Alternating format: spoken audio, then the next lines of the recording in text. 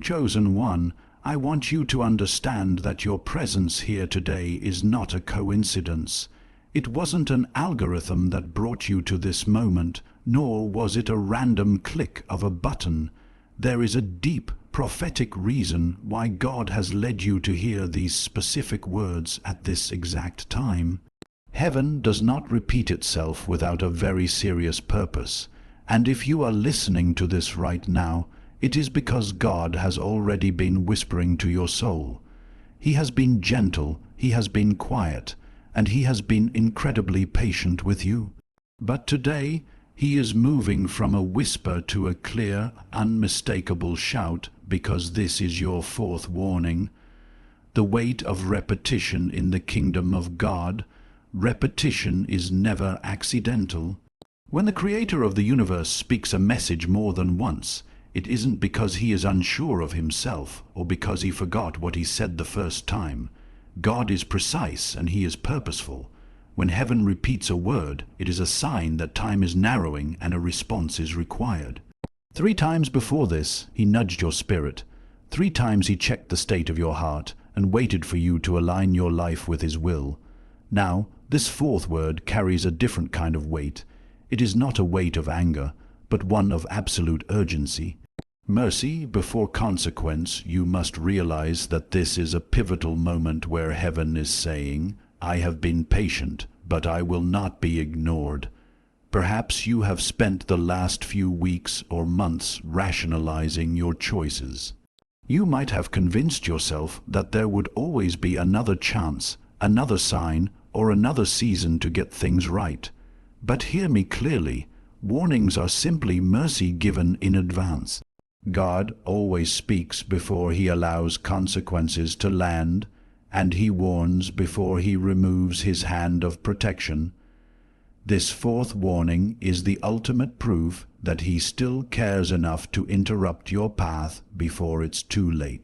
A call to preservation. This message is not designed to strike fear into your heart, but rather to spark a fire of salvation within you. God is not looking for a way to expose your flaws or shame you in front of others. On the contrary, He is trying to preserve you. He is calling you back to His side before the damage you are heading toward becomes permanent. He is reaching out before the loss becomes unavoidable and before simple correction has to turn into painful discipline. Right now, you are standing on the thin line between repentance and regret, and the choice you make today matters more than you can imagine. Agreement in the Spirit. Before we go any deeper into this word, I want you to take a second to acknowledge what you are feeling. If your spirit feels the heavy gravity of these words, do not push that feeling away. Use this moment to agree with what God is doing, like this message as a sign of your internal agreement with heaven. Subscribe so you don't miss the next word that God releases for your life. I also invite you to drop your city and nation in the comments. It is powerful to see how God is calling His people back to Him from every corner of the earth in this hour. Partnering with the mission to those of you who feel led to support this ministry through the link in the comments or the Super Thanks feature. I want you to know that you are more than just a giver. You are a co-laborer in a divine assignment. Your seed is not something planted out of fear. It is an act of spiritual alignment. It is your way of saying, Lord, I hear your voice and I choose life. Because of that choice to partner with God's Word, mercy can still rewrite the ending of your story. Now stay with me and don't scroll away, because we are about to dive into why God warns us. The pattern of heaven. When we look at the Bible, we see that God never does anything casually. When God speaks once, it is a clear instruction meant to guide your feet. When He speaks a second time, it is a confirmation to reinforce what you already heard. By the third time, it becomes an urgent signal that a response is no longer optional. But when He reaches that 4th time, it is mercy standing at the very edge of consequence. It is God slowing you down, turning your face toward him and saying, "Pay attention, because this is the moment that defines your future." Learning from Pharaoh, think about the story of Pharaoh in Egypt. God sent plague after plague, but the goal wasn't destruction at the start. Each plague was a repeated chance for Pharaoh to soften his heart and listen. Each repetition was mercy being extended further and further. God wasn't escalating the situation because he was losing his temper. He was escalating because he was being patient, giving Pharaoh every possible opportunity to turn back. Pharaoh's ultimate downfall wasn't that God didn't speak enough.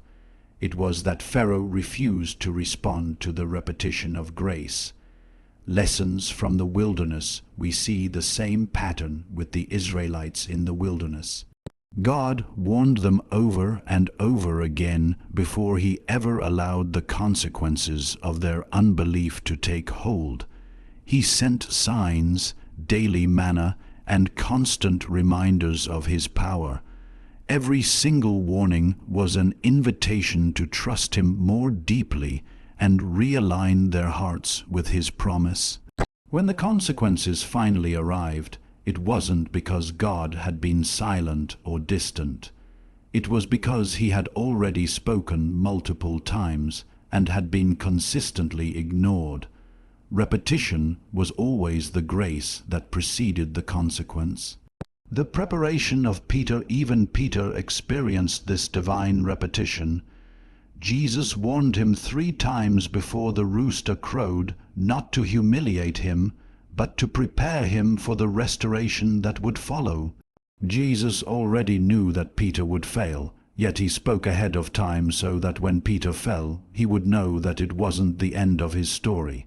In this case, repetition wasn't about condemnation.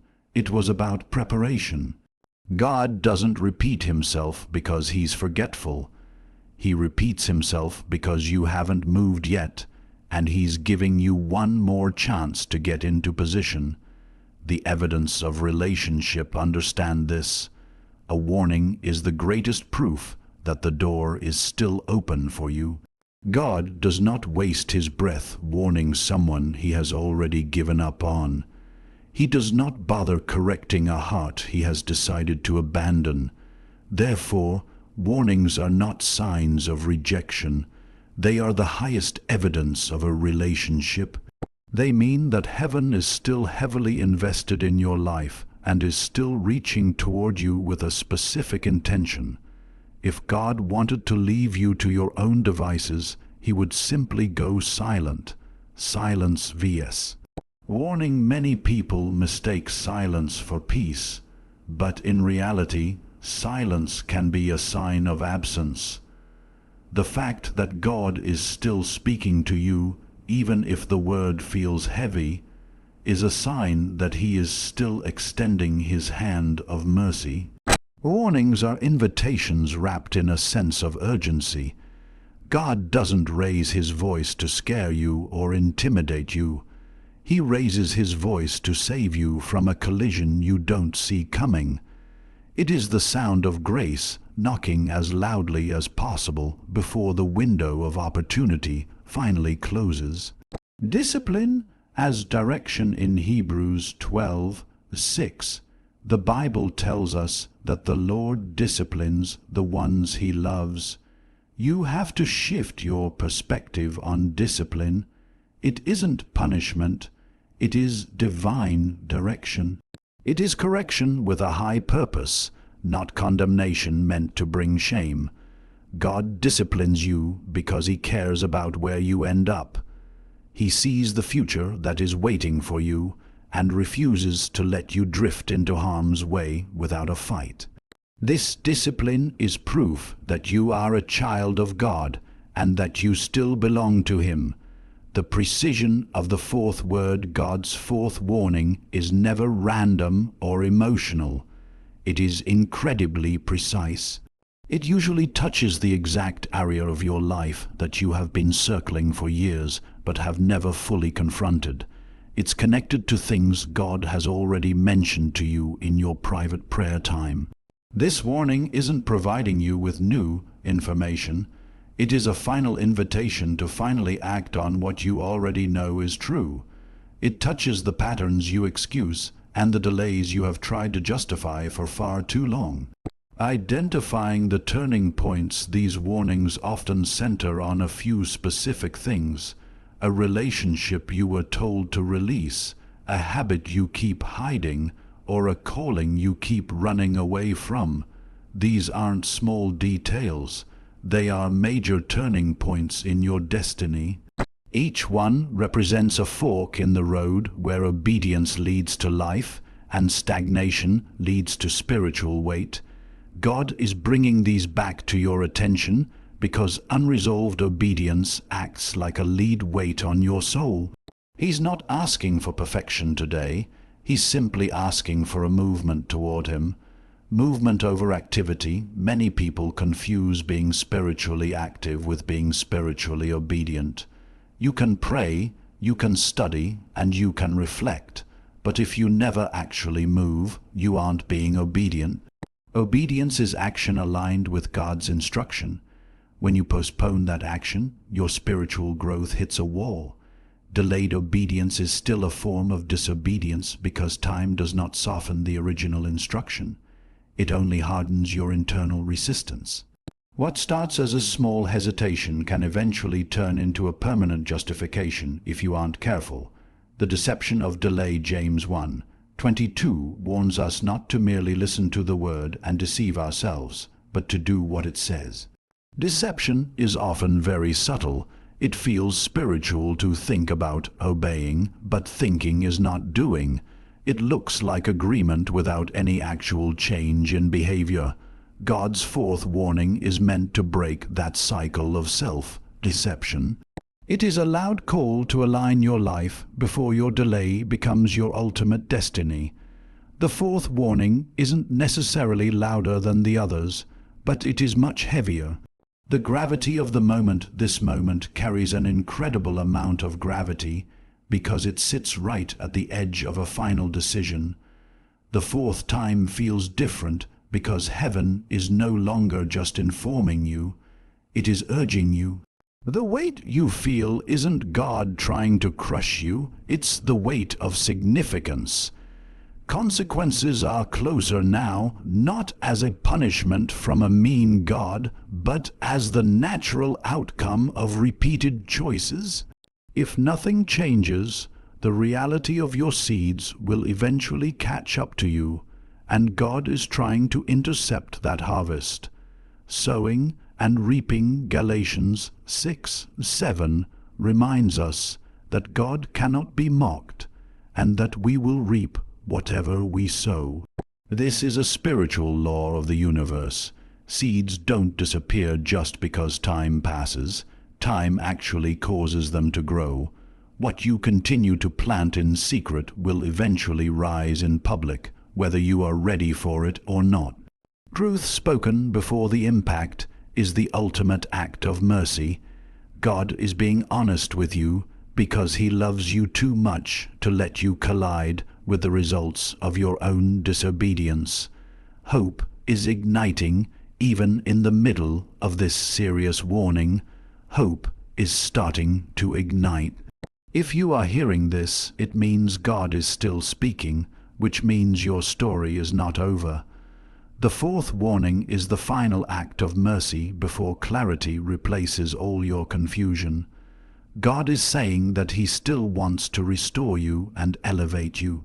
He still wants to protect the precious things He placed inside of you. These words come from a place of deep investment. God would never bother protecting something that He didn't value immensely. The Father's heart. Ezekiel 18:23 asks if God takes any pleasure in the death of the wicked. The answer is a resounding no. He delights when people turn from their ways and live. God does not celebrate your loss or your struggle. He celebrates your restoration. He isn't waiting around the corner to crush you. He is waiting with His arms wide open for you to simply turn around. The warning is proof of His love, and hidden inside that warning is the hope that your future can still be redeemed if you respond right now. Today is the day procrastination is not a neutral act. It is a very costly one. It disguises itself as waiting for the right time, but it is actually a slow erosion of your spiritual sensitivity. Every time you ignore a conviction, that voice gets a little bit quieter. This is why Hebrews 3:15 says, "Today, if you hear his voice, do not harden your hearts." Today is the only day that is guaranteed to you.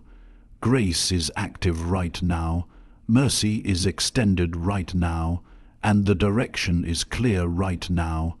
Respond today, and the clarity you've been looking for will follow. A prayer for the chosen. Let's pray together.